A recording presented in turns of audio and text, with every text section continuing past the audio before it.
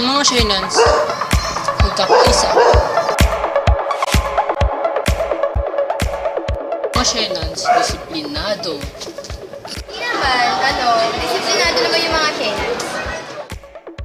Ang mga Shenans, magasabi.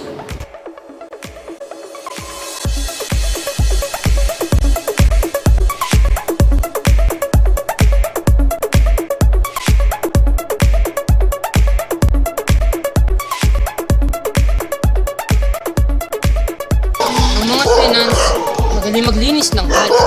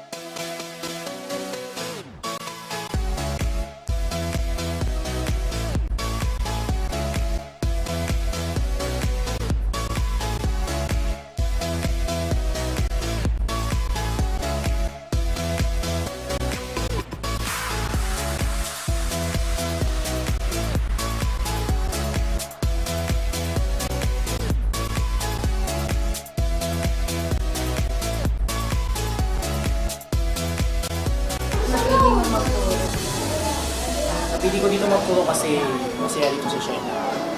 Marami dito mga estudyante, yung mga talented at matatalino. Tsaka narinig ko dito sa mga teachers ko dati na ako dito magturo. Kung makikita kayong pamilya dito sa institution na dito. Totoo yun kasi dito sa Shena, lahat dito ng mga nagtatrabaho dito, maging teacher man, college prof o kaya mga non-teaching personnel. Mga pamilya kami lahat dito. Ibagay ko na rin sa mga one natin man. Kasi ang sarili namin dahil dyan, walang magtatrabaho. Family din, kapatid.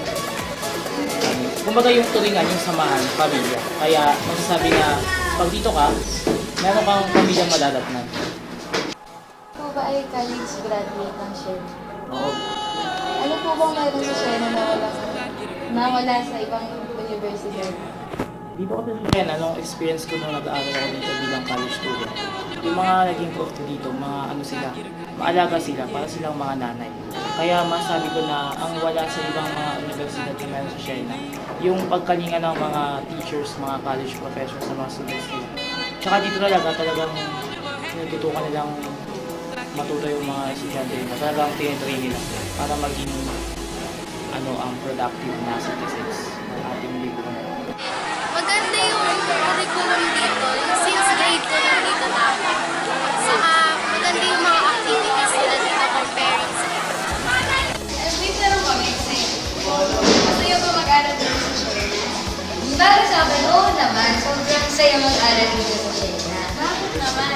Para sa akin, kasi masaya dito mag-aral. Kasi hindi lang puro academics yung nabibigyan ng hindi lang yung Shena, hindi lang nagpo-focus dun sa academics ng estudyante.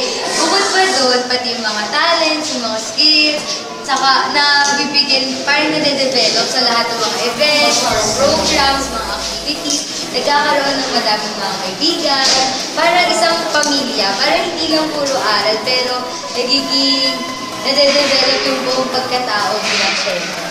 Salamat. Sagot ko siya. Sige.